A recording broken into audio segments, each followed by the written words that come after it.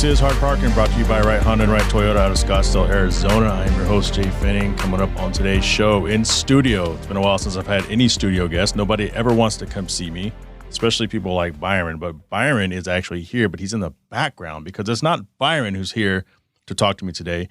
It's Jhae Pfenning Benjamin. If you don't know who that is, it's okay. I haven't talked about him before. All that and more coming up after this word from 4Wheel Online. Jhae Pfenning here, and I want to tell you guys about 4Wheel Online. For over a decade, 4Wheel Online has been bringing the best truck accessories and truck parts to enhance the appearance and performance of all trucks and SUVs. They are dedicated to providing an extensive range of upgrades that will match any maker model on the road. The truck products cover everything you need to give your truck a custom look and added functionality. And if you need a tire and wheel package, head over and use the configuration tool. They carry all the major brands of wheels and tires, so go get outfitters today. So visit them online at 4Wheel Online or call them at 813-769-2451. Again, that's 4Wheel Online, the number 4 Wheel Online.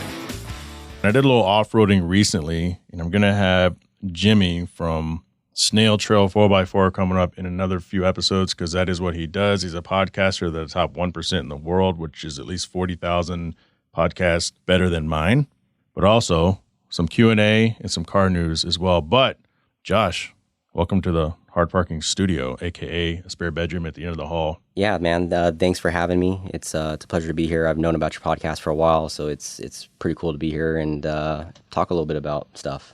So what do we got going? So you pull up in this Benz SUV. I don't know shit about Mercedes. I just know that when I see you at the car shows, you hanging out with Byron, you're the guy with like the sleeveless top, pretty ripped.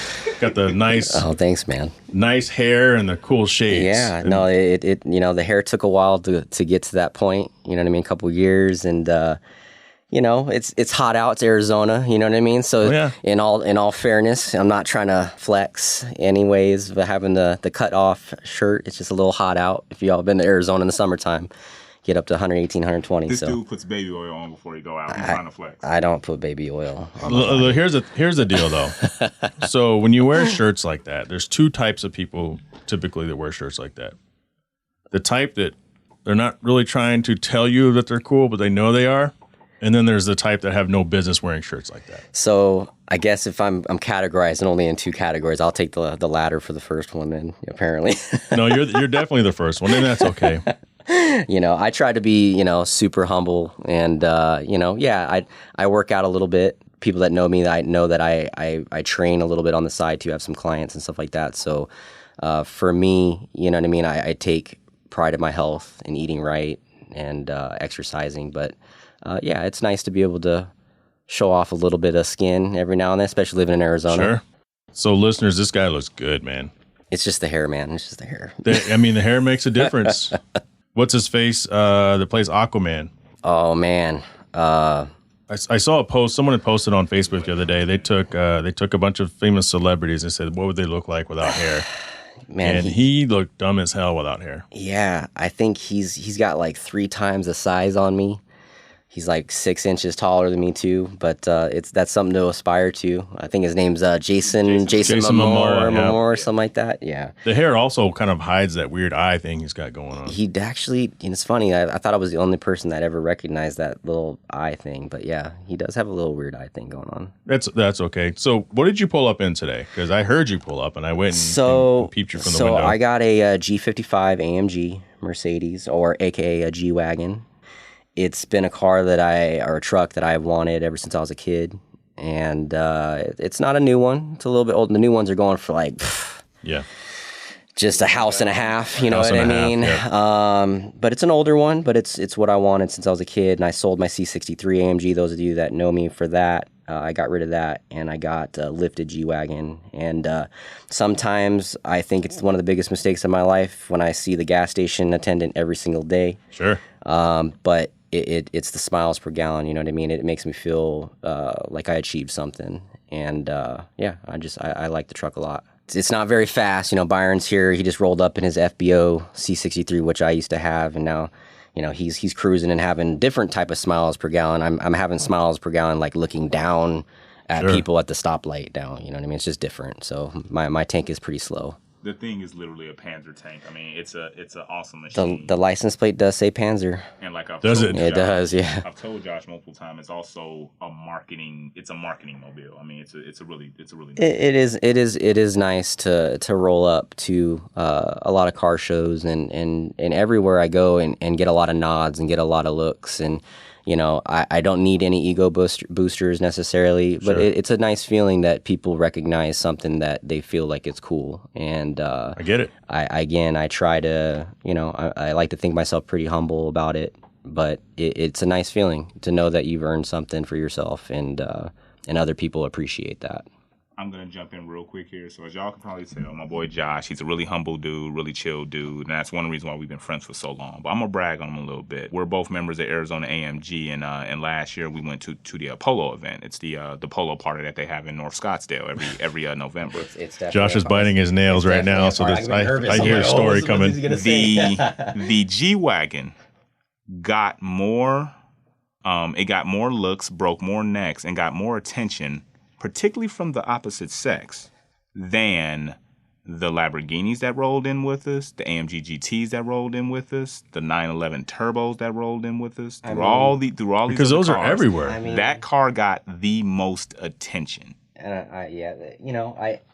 humble brag from his boy. I did notice that it did get some love and some attention. But, you know, you go out to Scottsdale, you know, you see like a freaking G-Wagon like every 4 minutes, you know what I mean? Everybody that has some money out there wants one, you know what I'm saying? But it's unique to have a lifted one, you know? You don't see a lifted one on some off-road tires. So I think that's one of the things that make it more unique, you know, being up in the air a little bit more than a generic one, you know, with a roof rack on it and all that stuff. So yeah, it's not your standard G-Wagon if you think a G-Wagon's pretty standard. So they're also pretty damn easy to work on too. I mean, they're okay to work. I like when Byron works on my G-Wagon. I like watching him with a glass of wine and him doing his magic. He's really good. He's really mechanically inclined, and I am to a certain extent too. But he's definitely a little smarter than me in that area. So speaking of wines, like what do you are you a red wine, white wine? So I like to pair my white wines with seafood, of course. Oh. You know what I mean? I'm that typical dude that, you know, I put my Sauvignon Blanc or my Chardonnay with a seafood pairing.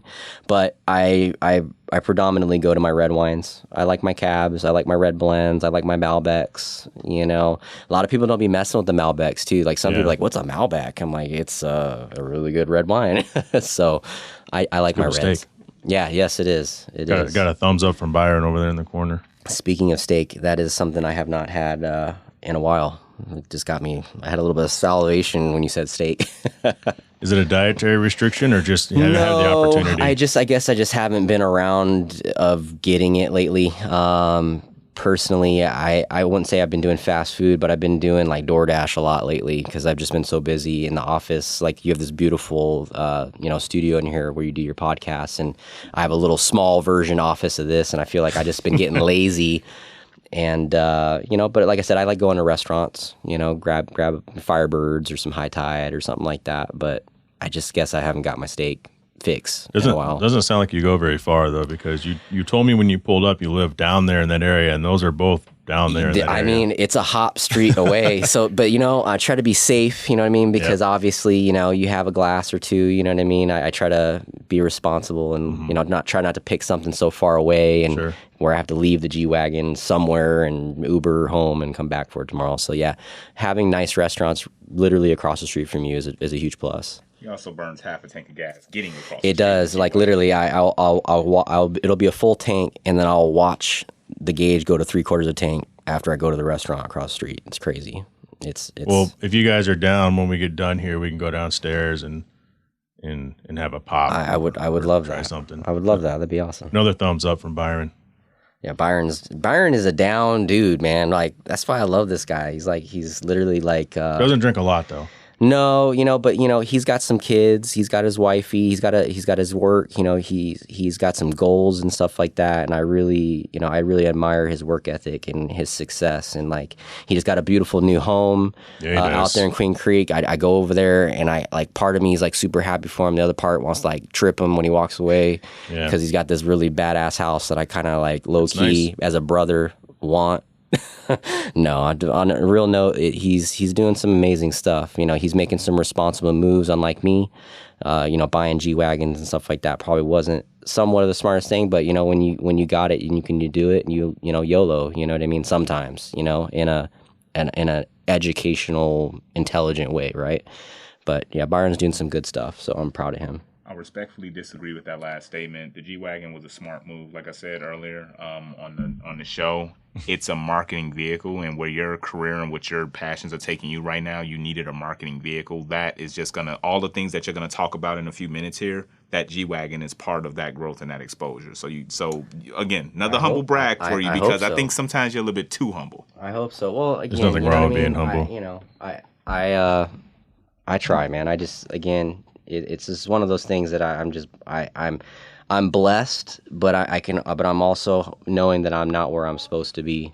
You know what I mean? I know there's a lot of growth, and there's a lot of people that we hang out with, in the car scene that are obviously, especially in Arizona, that are super well off and driving some really insane cars. And for me, I just want to be able to work hard and maybe achieve something like that one day. Maybe have my own supercar one day. So let me ask you this. So I've seen you out and about, I think we talked about that before we started hitting record, but I don't really know much about you.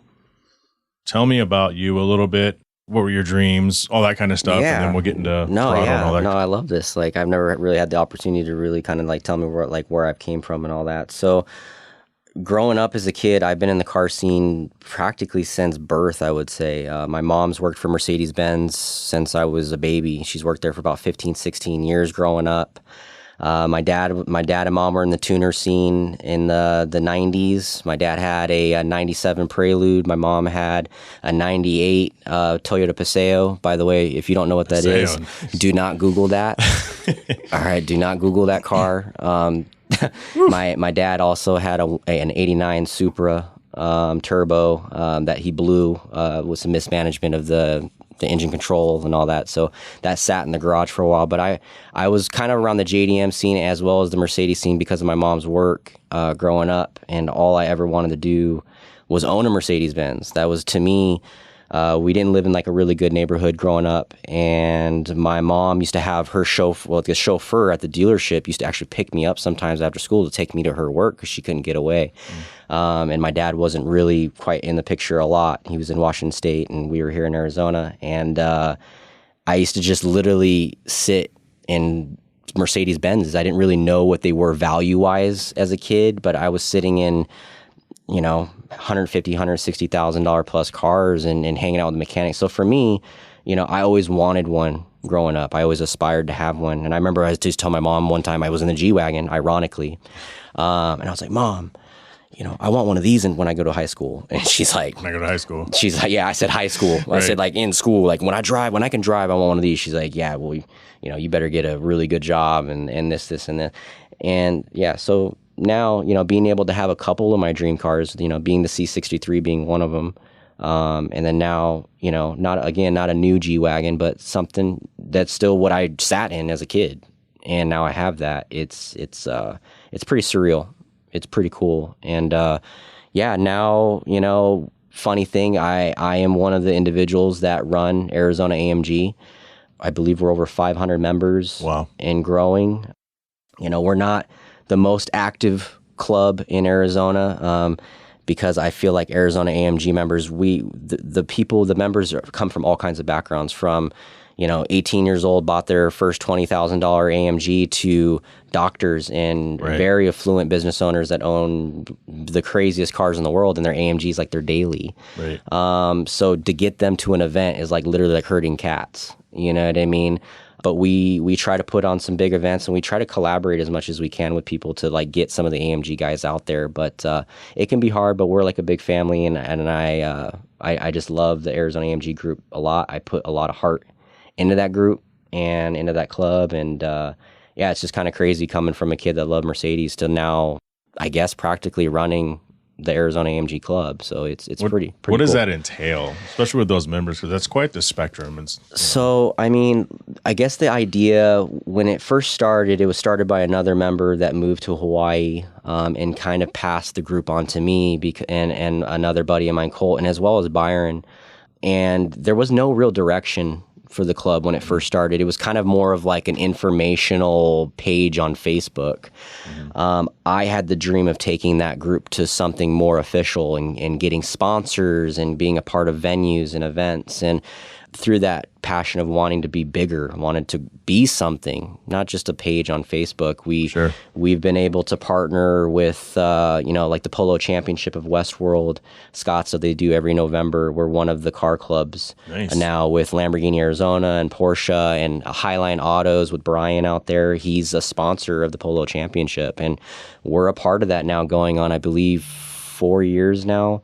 And they ask us to come back every time. And last year was kind of crazy because Byron and I and a couple of the other guys, we literally like created their car show element. Like there was a new management for the Polo. They didn't really have the cars. And we just reached out to people on Instagram that we knew and said, hey, will you bring your car out? And we had a pretty good showing last year. So I'm really hoping that in the future, Arizona AMG can do more things with maybe Mercedes-Benz corporate or That would be cool. a local Mercedes-Benz dealership, and figure out a way to connect with some charities and put on a really cool, maybe a Euro event or just all around all cars, and Arizona AMG can be a part of that somehow. So we're growing slowly, but yeah, just been busy with some other things. I haven't been able to really put a lot of effort into Arizona AMG at the moment. So I'm sitting here staring at, so you have this throttle hat. You brought up some really cool throttle swag and things like that. Tell us, what is this? So Throttle started a couple years ago. We really just started getting some traction just recently. We really put a lot of time over the past year and change. Nadine Lee, the CEO of Throttle, she essentially started Throttle to bring the car community together on one platform. She felt that there was a need for connecting basically car enthusiasts, automotive enthusiasts together with companies so that the world could get smaller in a sense. Because obviously there's Facebook, there's Instagram, there's Twitter, there's LinkedIn, there's this, there's that forum.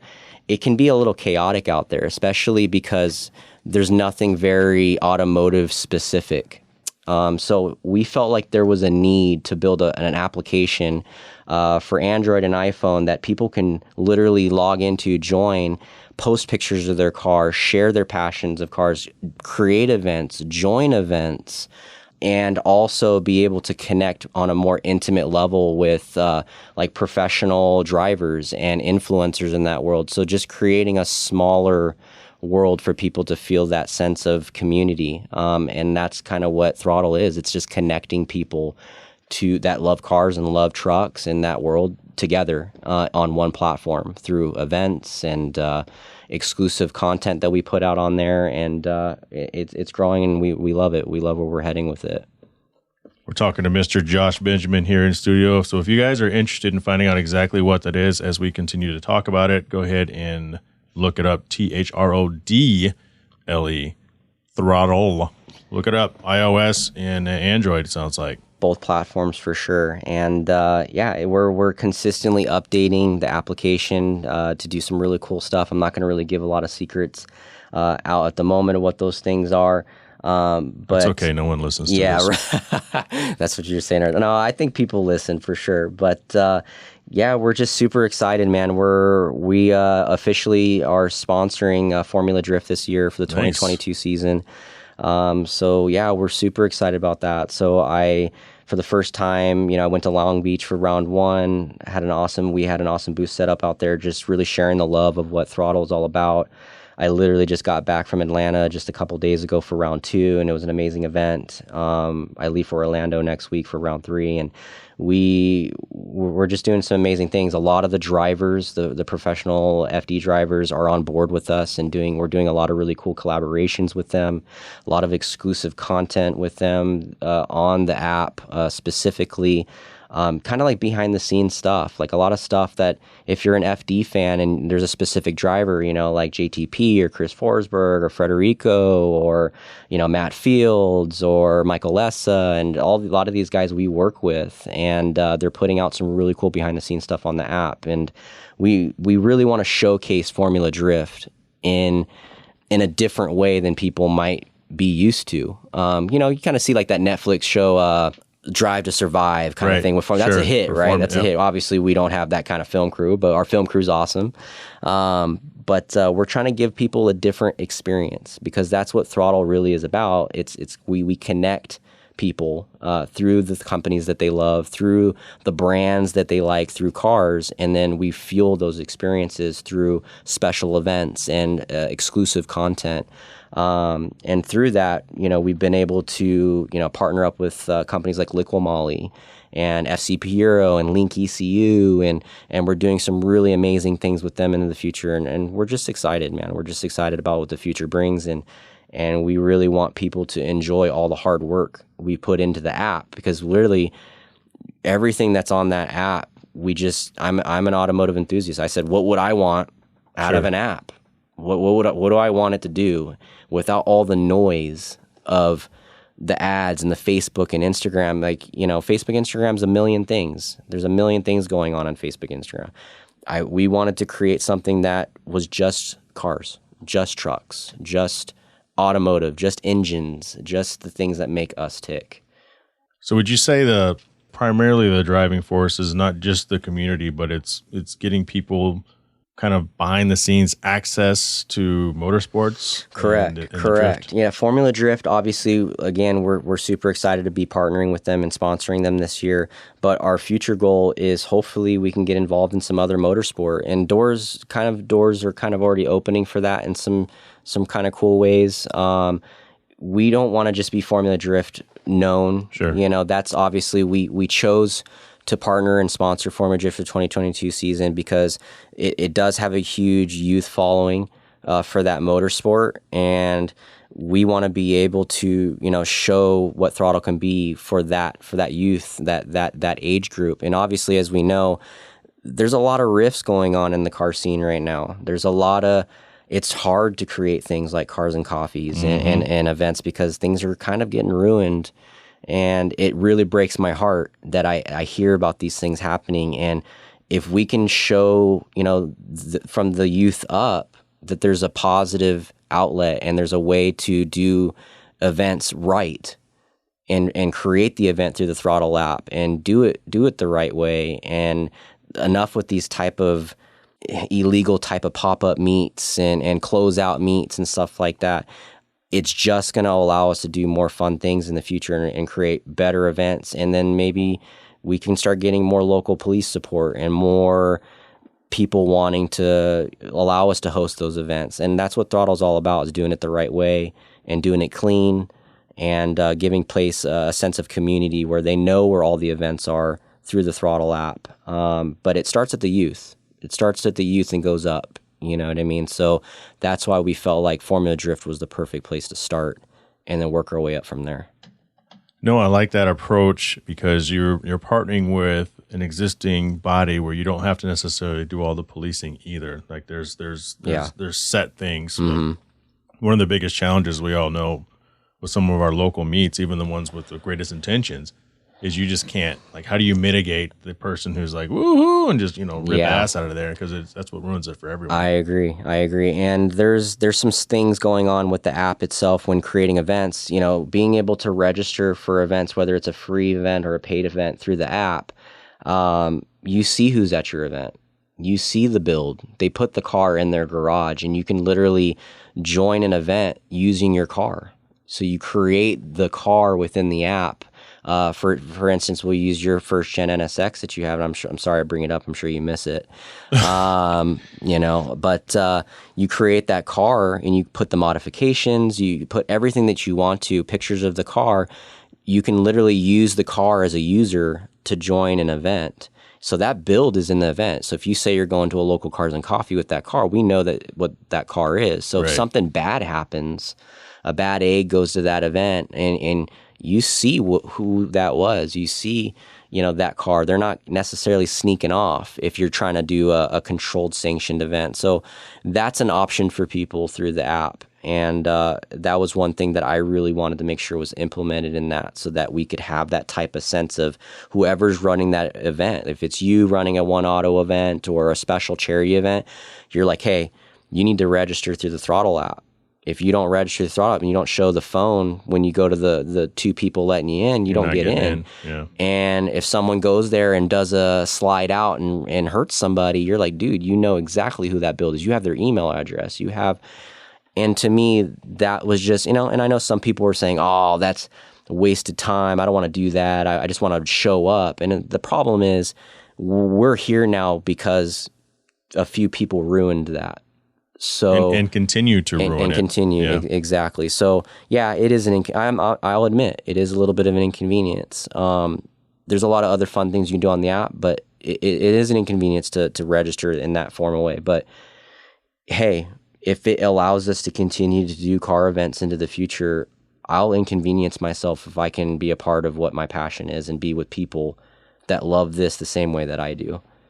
Well, it breeds structure, really, because for the person who wants to take the time to register, or the person who may even want to pay a fee, they're not going to be the ones showing up and acting out, and they're going to be the first ones to point the finger and tell you who exactly ruined the event. Exactly.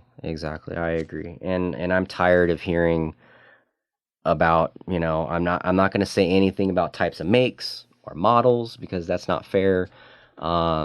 But I'm tired of hearing about meets being shut down because of stuff like that. I'm tired of hearing people get hurt or cars getting told all trying to show off to make a reel on Instagram.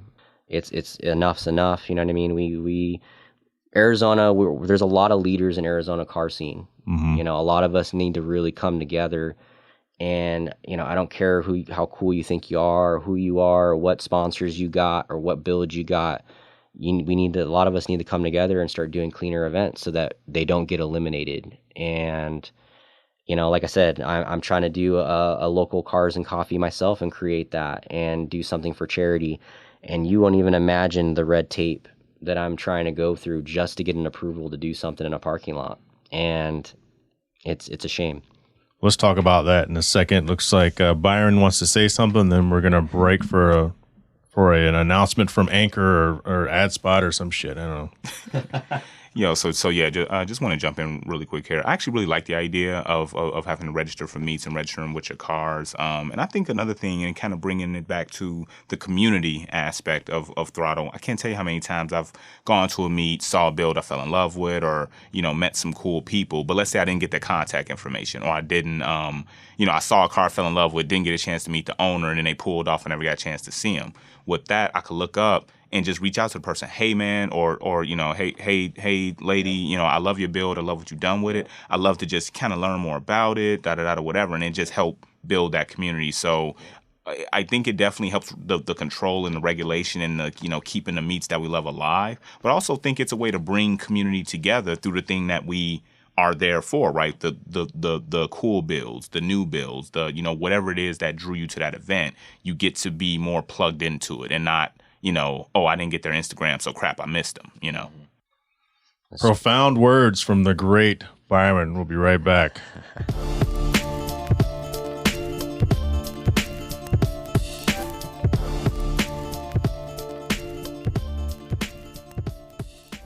Yeah, how about that Anchor? But I got to tell you, before we talk about your cars and coffee attempt, I keep staring at these fucking stickers, and I'm like, dude, I got to step my game. I'm glad you like those, man. Yeah. We had a cartoon automotive designer design those bad boys for us so that we can offer that merch at Formula Drift events. Jay over here is hanging on to a Michael Essa Powered by Throttle sticker, as well as a JTP Justin Pollock in his Falcon Racing Ford sticker. There's some cool stickers, man. They're the cartoon, they're cartoony, but I think that's kind of like, what's in that Formula Drift, especially in the JDM scene, the cartoon style.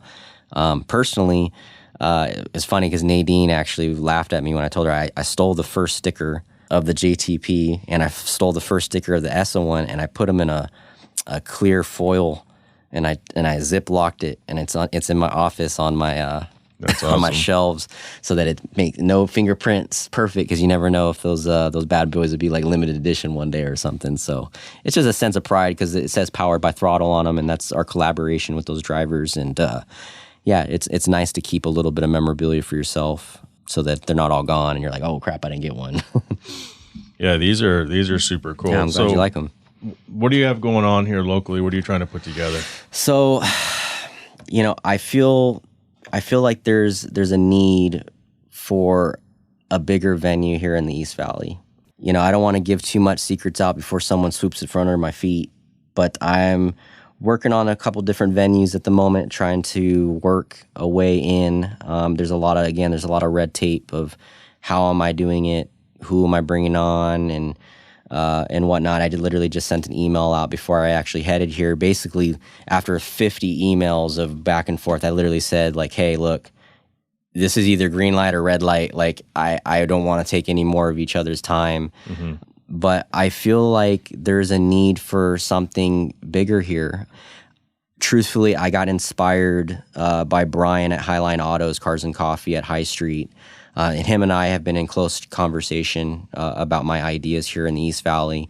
And he's given me a lot of help and a lot of support for creating something out here. With the help of, you know, Jay and Byron and other leaders here in the East Valley, I want to be able to collaborate with as many people as I can. But obviously getting the venue is the biggest part of that equation. Once you get the venue, you can kind of put the pieces together from there. But yeah, I'm looking forward to the possibility of putting on a larger scale event with exotics, hypercars, classics, JDM, domestic, just all types of good, clean builds at an awesome venue, and running that through the THRODLE app, of course, and so that everybody registers and puts a car in there, and that community that used to be so wide is now small within that app. And it's, you know, you've put on your own event several times. You have tons of experience in that, and I'm just following people like you and Brian and, you know, Chandler Cars and Coffee puts on a great event, and I've been to that several times. And I'm looking forward to maybe even connecting with whoever runs that and do something on a bigger scale. But yeah, it's in the works, but, you know, who knows if it really happens or not. It's just something that I'm putting a lot of heart into, a lot of energy into. And with Formula Drift and THRODLE and personal life, and it's sure, you can only, you know, like with the podcast, work, you know, kids, you can only do so much on your own. You know, Arizona AMG, I had a guy, an Arizona AMG member of mine, just a few weeks ago, actually, we were hanging out, having some dinner and with another smaller group in Scottsdale. And he has a beautiful AMG GTR. His name's Thomas. If you listen to this, yes, I'm talking about you. Shout out to Thomas. And he basically said, he's like, why don't we really do stuff in Arizona AMG? And I go, dude, you can't wait for me to put on an event for you guys to go out and create an event. Like, right. I can't be the only one. I know the struggle, dude. You know, so it's funny though how many people message me like, hey, when are you going to put on an event? I'm like, bro, I'm not God in here. I'm just an admin on this page. I'm just the guy that helps run it. But do something. Put out a post, man. Say, hey, who wants to go for a cruise? You know, who wants to do this? You know, and so, you know, you can't do it all, man.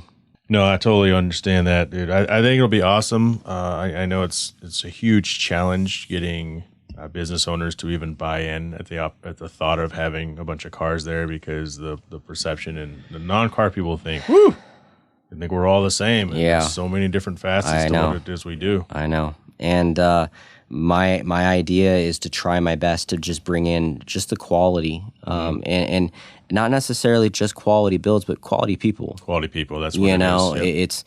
Yep. You know, cars are built by the people. You know what I mean? Like, well, that's what it's all about. It's about the community, and I really want to do, you know, work hard at, you know, getting really good charities involved and getting good people involved. And yeah, the cars are fun. The cars are great to look at. They're great to take pictures of. But without the community and without a cause, you know, us coming together and having a good charity that's a part of that and getting help and funding through our passions, what is it all for?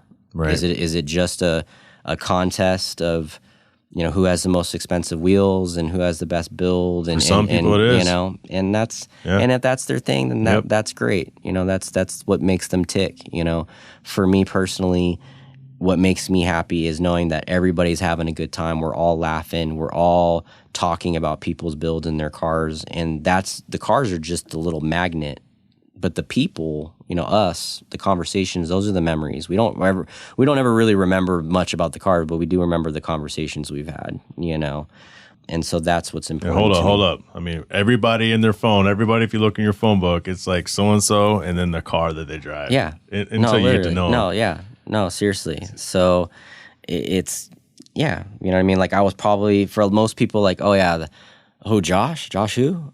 Oh, the G-Wagon. Oh yeah, that guy. That's how it is. Yeah.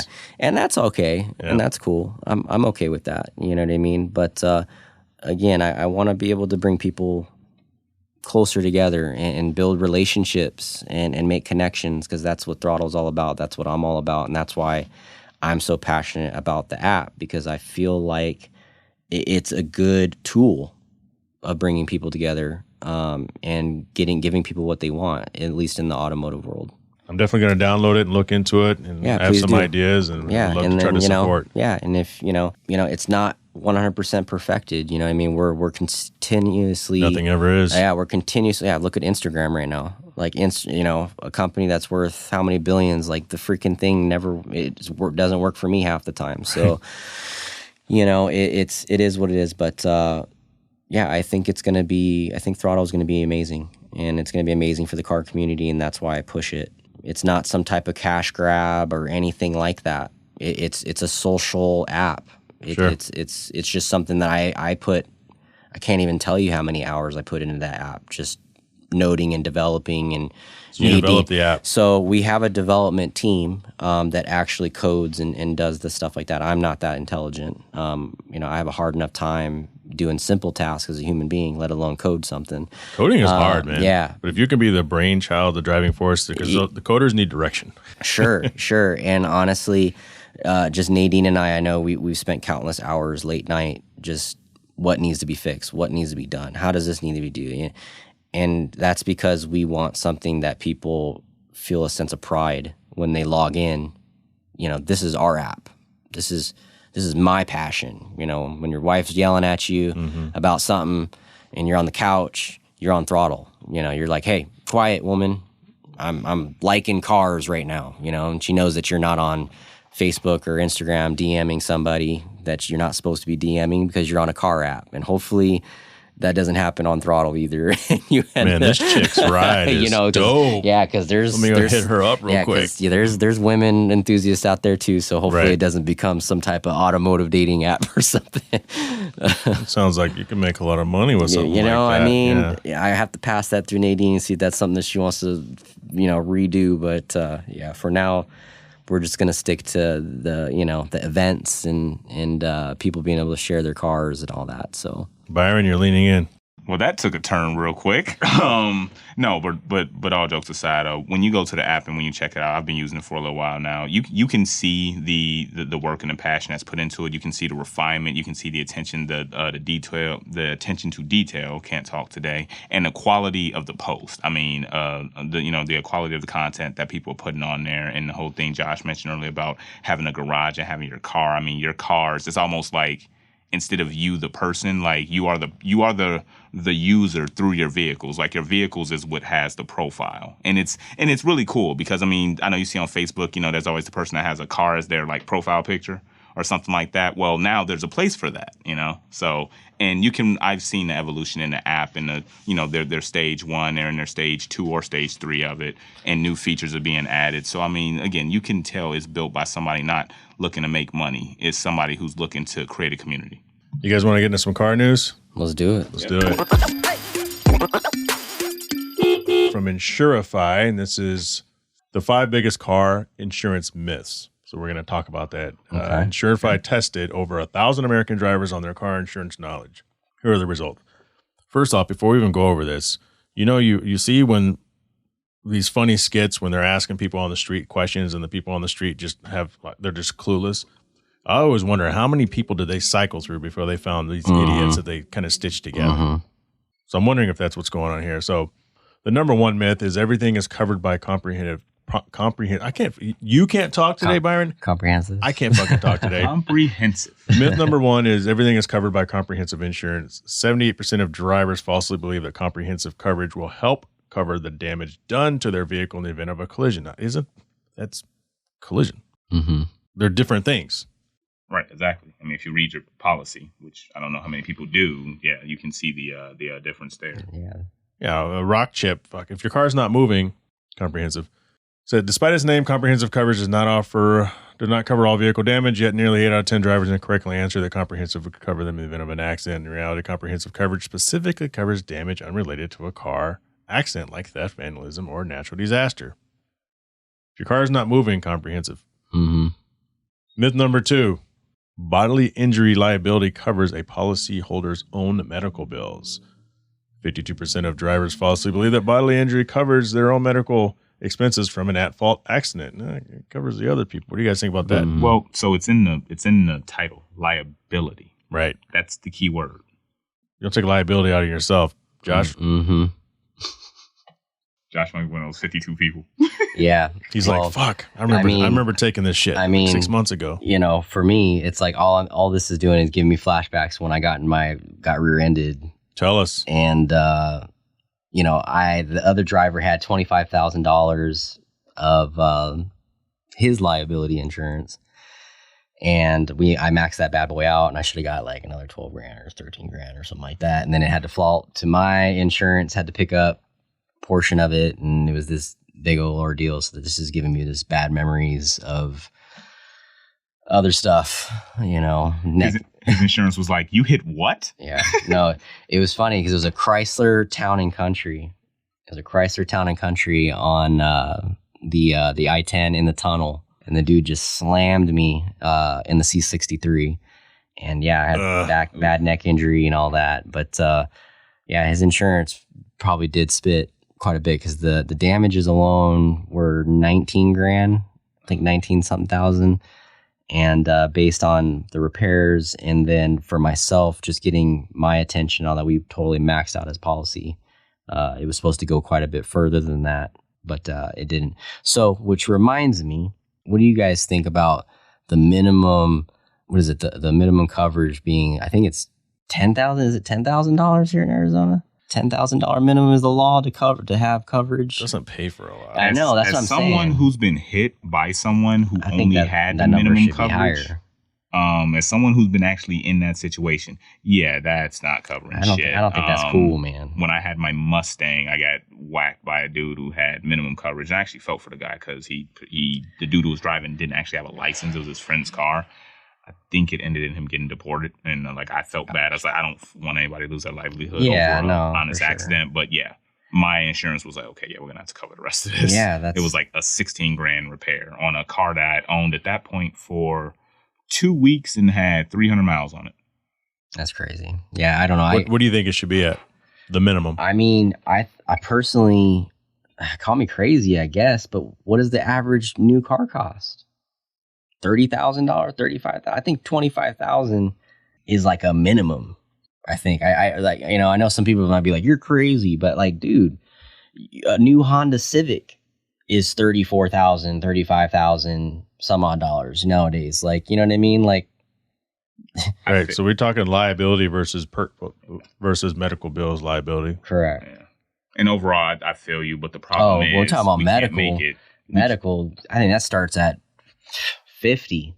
Yeah, I'd say 25 or 50. Yeah, for sure. 25, 50 minimum, because hell, you go in for any type of adjustment for something after a car accident, they slap you with $5 grand just for a visit, depending on where you're going for what you're doing, you know. So. The only problem is, and why I kind of see why the minimums are as low as they are, is if you make it so expensive that, because obviously the insurance company just going to pass that on to the people, right? And you make it so expensive that regular people or people of lesser means can't drive. They still going to drive. So now instead of getting hit by an underinsured motorist, you're getting hit by somebody who ain't got no insurance. All right. Well, you know, so I mean, that's the catch-22. Here's how I look at it. The average cost of a cell phone bill is, I don't know, $70 to $100 for a line. I'd say $70 to $100. I pay $100 and I believe it's $108 for car insurance. It's amazing what people can afford when they want to. You know, that's what I mean. Right. Like, it's like, you know, you go out to the club and you drop $150 on a crazy night, but then you're like, I can't afford car insurance. But then you get into that accident and somebody is hurt or your car or their damage. It's like, I don't know. I don't have any sympathy for it, I guess, especially because I was a victim of bad car insurance. A little close to the vest. That's fair. Number 3 myth, and this is, I think maybe they asked me this because at one point I thought this was kind of a thing, and it could have been maybe Insurify. Just I don't know, or maybe it depends on the state. But number 3 myth: colorful cars are more expensive to insure. Now, I thought the whole red car thing was a thing. If it's a red sports car, Yeah, I think that might be a myth. yeah, could be. I think. Yeah, I don't know. According to this, 36% of drivers falsely believe that car color is factored into their insurance rate. I would like to know a little bit more about that. I would like to know a little bit more, just to not that I necessarily care, but just a peace of mind of knowing if is that a factor? Because insurance is that asks actually you a factor? what color your car is. They do. Yeah, they do. Any listeners who actually work in insurance or work in claims or anything like that, if you guys want to email Jay or email one of us or reply on the Hard Parking Facebook page, we'd love to know. That's right. That's Hard Parking Violations, or hit me up at hardparkingpodcast@gmail.com and tell us your answer. By the way, guys, I got to show you this before we move to number 4. I feel like I'm looking at a Mercedes 300 Coupe or Mercedes 300C, like that little mini SUV looking thing. That is a very poor drawing of a GLA 250. Is what that Or is. the GLA, or GLC, maybe was what I was thinking of. GLA or GLC, like the it's little, not a GLC. like the little. Mm-hmm. It's a GLA. Like a crossover SUV. Right, yeah. I had one of those when I was in Palm Springs. And I thought it was actually pretty cool. And then I was like, yeah, maybe I could drive one of these. And then I like pulled up and there was some old rich lady with like the pink fucking license plate and like this wild hair. And I was like, yeah, never mind. Yeah, that one is definitely a little bit more popular to the opposite sex. Right. Number 4, there's no way to pay less for insurance. Why would people think that? Huh? What? So it says insurance discounts are a great way for me but discounts can only help drivers save when they're actually used, but 1/3 of American drivers reported that they're not. In fact, women are significantly less to take advantage of insurance discounts than men, and more women reported that they are unaware of any discounts they qualify for, like multi-line discount, probably multiple cars. Interesting. You bundling. I use every discount I can get. I do too. I still got good student discount. Don't play with me. But I don't fault the people for that. I fault their insurance. Yeah, because education's a big thing. But why would they tell them that? Well, I mean, we have State Farm, and our State Farm agent says, too. you guys are eligible for this. Yeah. You keep your grades up. Yeah. You're eligible for that. Yeah, State Farm did the same thing for me. I don't know. I have that little computer thing in my glove box too. Like some people might be weird about that. Like, oh, you have the Safe Driver, whatever. Yeah. It's like, dude, that's like $60. They took like $50 or $60 off my insurance to put that in. You can track me wherever you want for $50, $60 less dollars. Hell yeah. I ain't going anywhere. My truck's slow. I bet the bullet did the same thing. Yeah. So one of the home security systems that we used to have, we took advantage of the multi-line discount for that. And then once we started doing the math, we're like, we're still paying out of pocket. So we canceled that home security system. That one, not the other ones that we have. The last myth: shopping for insurance is slow, confusing, and stressful. Like I feel like there's a commercial every 5 minutes that encourages you to shop. Yeah, I think it's pretty easy now. Like I feel like when I got quotes just for the heck of it to see what I could get outside of State Farm, it took me a few minutes, but it's all about, I guess, internet / app literacy, or what I mean? Like, how plus, good are if you? you just legit don't feel like doing it, there's plenty of insurance brokers out there who they will do all the shopping for you, and they're going to get commission anyway. So they're just going to show you what's the cheapest one. What's the cheapest one that works for you. Yeah, I just call and answer the questions. So that is the Insurify.com's Insurance Literacy Report 2022. I'm curious, but not curious enough to actually ask them because I'm sick of this already. But the only one that I really would, I guess, be curious about is that car color one. Yeah, I would like to know if I do get like a particular car that I'm thinking about getting at the end of the year, if all goes well. If I do like a yellow, like a beautiful yellow. Solar beam yellow. If they are gonna like tack on $10 extra a month or something like that, right? Because I think they equate it to tickets. You have if you have a red car, red is going to attract more tickets. That makes it technically makes sense. Like they're using data. Yep. To how many red cars get tickets over in that same make model over the black one or over the white one, and if they calculate that data and 30% more red of that same exact car gets tickets, then they might use that as a factor for sure. Nobody's getting a ticket in Arizona because every car is white or some shade of gray. That is true. I didn't notice that. There is a lot, Here's the of white trick. cars. If you're going to get a red car, you get a 20-year-old one, and then that offsets the cost. I mean, what color is your Prelude? Red. For the record. Okay, thank you. So his strategy there was to buy an old JDM car of the color choice if you want. I'm curious what the age range is of these 1,000, but I'm not curious enough to email and ask. And that is the car news. All right, let's do some random thoughts, have a little fun, and go downstairs and have a drink. What are your thoughts? What are your guys' thoughts on hibachi? I think did you see the question? I said, is hibachi overrated? And it came back. At first, it was in favor of yes, and then it came back where most people said no, and then most people started, DMing me why they think it isn't overrated. I actually do have a thought on that. Okay. And I'm not saying it's not good. Yeah, no. Yeah, I'm just gonna say. So a little bit of background. We took a family trip for my brother's wedding. So we are actually relatively close to getting back from the Dominican Republic. One of the restaurants at the resort we stayed at had hibachi. And the table we sat at, and it was just me, my wife, and my kids. We had broken off from the main group. But the table, we sat with a couple other families, but they were just really bland. And we tried to keep it lively, but the table was for the most part dead. And the chef could kind of pick up on that. You could see it. So while the food was still delicious, I mean, he just more so came, cooked the food, did a couple flips, and, it was whatever. So it was while the food was delicious, yeah, it wasn't that big a deal. Table down from us, though, the crowd is what made it. It was a bunch of people that were having a good time. They were, basically hyping the chef up. The chef was doing all this stuff. He's doing the volcano thing. He's flipping the chicken and stuff everywhere. The lady's opening their mouths. He's throwing the chicken in their mouths with the spatula, all that. But they made it an experience.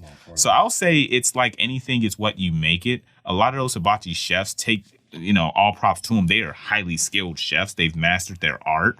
But they get a dead table, they're going to come cook the food, they're going to leave. Yeah. If they get people who are going to be into it, then you're going to get the best out of them. So I think it's what you make it. Yeah, I'll know. Josh. You can throw a delicious piece of shrimp in my mouth anytime at a hibachi restaurant. That's all I know. But that's all I was thinking about. He's like, he threw some chicken in his mouth, threw some shrimp. I'm just over here salivating, just thinking about hibachi. I think hibachi's cool. I like it a lot. I don't go very often, because like Byron said, I feel like it's more of an occasion kind of thing, Plus, when you get the bill at the end, it can get you'd be like, whoa, I had one or two too many sakis tonight or something like that. But it's good. I think the food's delicious. I've never been to hibachi where it was like a dead table, because again, I feel like I've only done it probably a handful of times in my life. And every time it was always like a birthday or something like that. But I think the food's delicious. And hell, let's pack it up. Let's go get some hibachi. Right. All right, table for 3. All right. Well, I'm gonna say it's overrated. And I say it's overrated for the following reasons. Because in one of your example, it had nothing to do with the hibachi. It had to do with the environment of the people at your table being dead people. I haven't been anywhere where they're flinging chicken, so that was new. But they do fling shrimp a lot. Yep. They do fling rice balls a lot, and every single one has the little volcano. So what makes it overrated to me is I can't really say on a sliding scale which of my hibachi experiences were the best and which ones weren't. Because they're all the fucking same. All the same. The food, it's always good. It's never bad, but it always tastes exactly the same. The miso and the yum yum sauce is always the same. Yeah. The tricks that the chefs do is 85% always the same. And they're always slinging shrimp and rice. And so for that, I would say that to me, hibachi in general is overrated, although it's still good. But when people say, "Oh, I want to go," it's what's not overrated? Going to a nice steakhouse, because you can go to steakhouses and there is a range. That's true. Yeah, you pick a different cut this time or another. You pair up your sides a little different. Yeah. You can have good steak at Logan's. You really can, but it's probably not going to be as good as the steak you get at Ocean 44 or Steak 44, which I still have not been to yet. You have to take my word. And so for that reason, I say that hibachi overall is overrated. You sound spoiled. That's a fair argument though. Like, for me, I guess, the memories that I have had doing hibachi, when you have your drinks and you're with a good crowd and good people, usually family or close friends.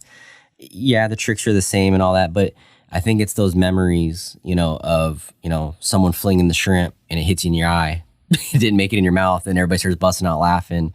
So yeah, it's the same trick, but different things can happen, I feel like. And, I had good memories doing it, but I totally get your point though, that it is definitely a rat wheel of the same thing over and over and over again. So, speaking of that, I don't know, tonight are we doing hibachi? Are we doing steak? Are we doing seafood? Or Y'all made me hungry, man. Y'all made me hungry, and I had a light lunch too. That's funny. At least you had a lunch. Yeah, that's true. I'm starving. I need to eat. Let's do a random thought. I have a random thought.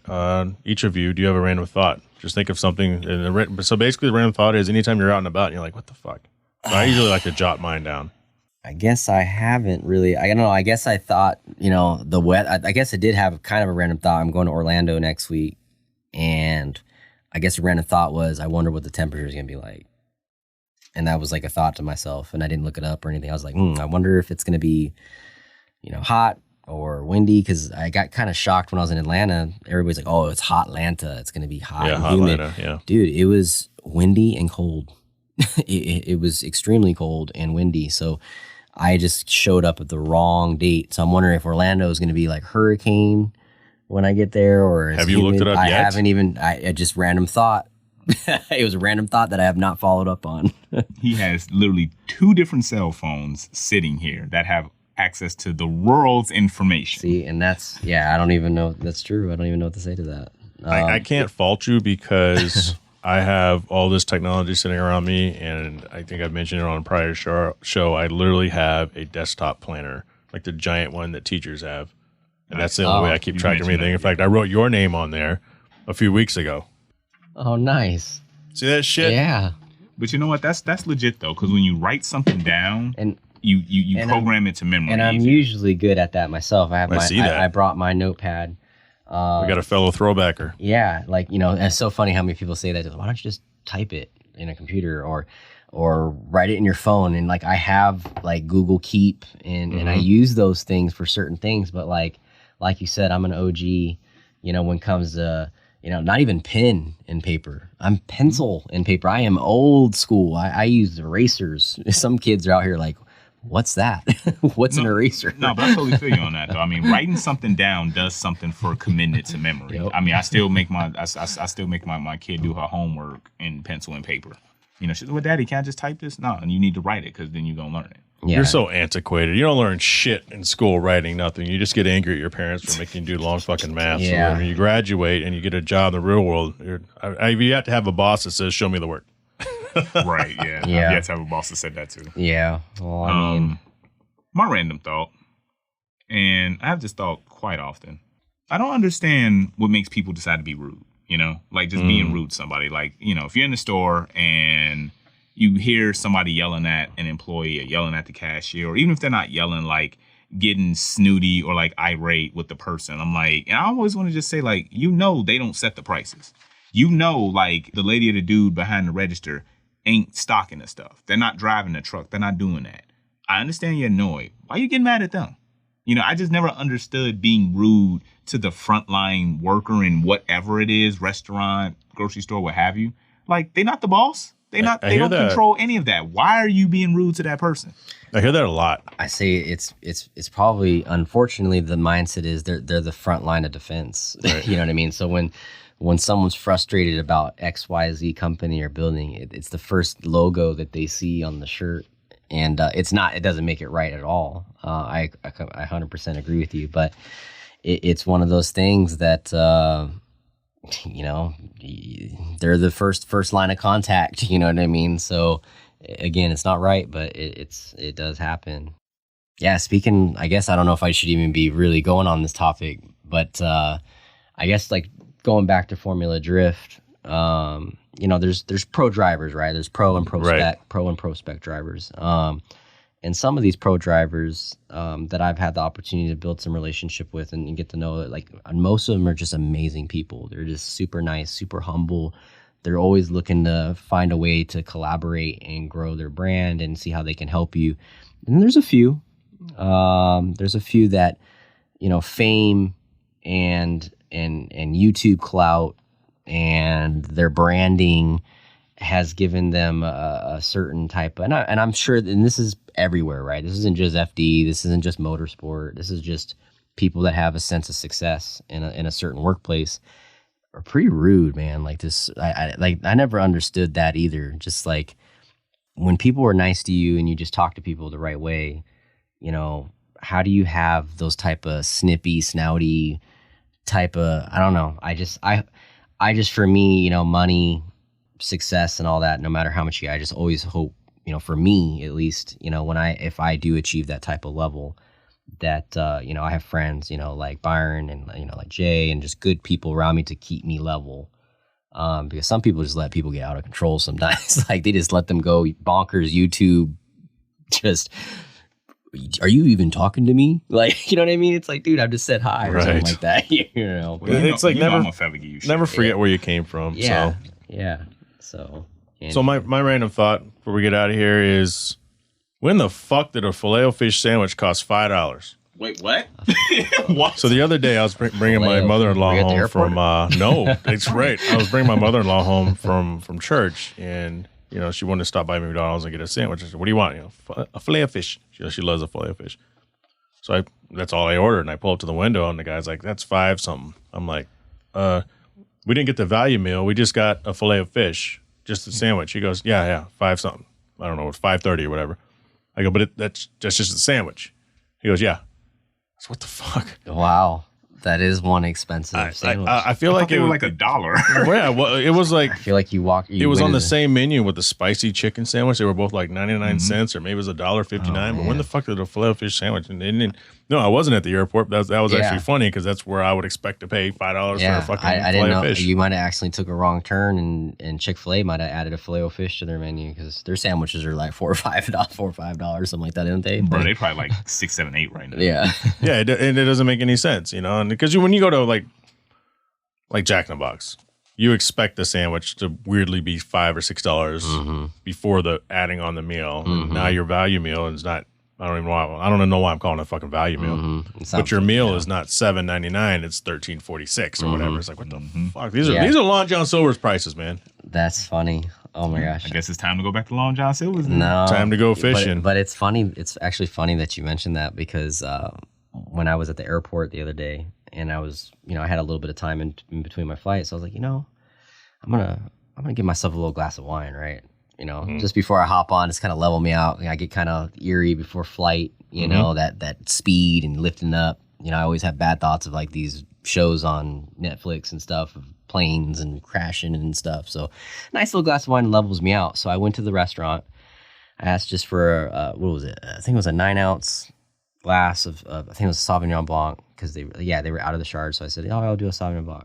The Shard, this guy. Yeah. So I got the bill, and I was like, I didn't ask for the bottle. It was $23. It was 20 for a 9-ounce pour. It was 23. I swear, I just signed it. Right. What are you gonna say? But you look at it, you're like, fuck. I cannot believe it. And then what was funny is I wasn't paying that close attention to my flight, because the flight was actually boarding quicker than I thought it was. So when I got to the gate, they announced my name. I was the last one to get on, and I had a 9-ounce pour of $23 in my hand, and I had tried to sip it in front of him. He's like, you have to drink that before you get on the plane. So I had to slam a $23 glass. Couldn't even enjoy it. It didn't even get to enjoy it. So that was like the laughing thing of that morning, or early afternoon, I should say. Couldn't believe it. Slammed it. They must have had Jesus in the back turning that water into wine or something. Yeah, no, I couldn't believe it. $3. That was hilarious. $23. Josh, how do we get a hold of you? You can get a hold of me through the Throttle app, AMG_Josh. If you download that bad boy on iOS and Android, you can also get a hold of me on Instagram, AMG_Josh. I'm also on Facebook, Joshua, Joshiwa, Benjamin, but I'm barely on there. So Instagram and the Throttle app are my two ways of getting a hold of me. And yeah, I'm there to help in any way I can, and again, help grow this automotive community here in Arizona. And yeah, I'm excited to be here and help out in the car scene as best as I can. Should we let Byron tell people how to get a hold of him, or since he's just in the background? Yeah, Byron, come on. They already know. I'm on Instagram, Trey's AMG, TREIZ_AMG. Same old stuff, car stuff here or there, and the occasional picture of a Husky. I'm on the Throttle app as well, although I got to actually pull it up and figure out what my name is on there. I think it's Trey's. I don't remember. I'm sorry. I believe it's Trey's AMG. I believe it's also Trey's AMG. No shocker on that one. Oh, man. Byron, I have a question for you before we get out of here. What's up? You paid off your student loans yet? I want to thank Josh Benjamin and, as always, Byron Jones for coming by the studio. I'm really excited to see what's going to happen here with Throttle. It looks like they're off to a fantastic start. Be nice if I can get some shit like that off the ground. I'm always involved in so many things, I just can't get anything done. If you like what you heard today, subscribe to the podcast and go tell a friend about it. Leave a review on Apple, Spotify. By the way, I noticed a lot more reviews. Thank you, everyone, for those reviews. I want to thank Right Honda and Right Toyota out of Scottsdale, Arizona, 4-Wheel Online, Sales Shop Wireless Services, Fountain Hills Motorsports, Patreon Business Supporter, Kui Automotive out of Winter Garden, Florida, and Pell Construction out of Caledonia, Michigan. If you're in a position to help the podcast upgrade, join the Patreon for as little as $3 a month to get access to bonus audio as well as show swag. Say it every week. One day I'm going to produce. I want to thank Mark Stolman, Catherine Cox, Eddie Ramos, Richard Graves, Byron Jones, the one who was just here, Bo Jung, Alice Gamina, and Drew Bunkley. If you're interested in picking up a Hard Parking Podcast shirt, they are coming. I promise you they are coming. Email the show, hardparkingpodcast@gmail.com. You can follow me on Instagram at Jhae Pfenning. That's JHAEPFENNING. If I said that too fast, my name is in the podcast description. Join the Hard Parking Violations Facebook page. Follow, subscribe, bell notification for the YouTube channel, youtube.com, Hard Parking Podcast. I can't grow like you're telling the world how great this show is, so let's do this. Let's grow this thing together. And I'll talk to you all next week. Now it's stripping time. Shut up!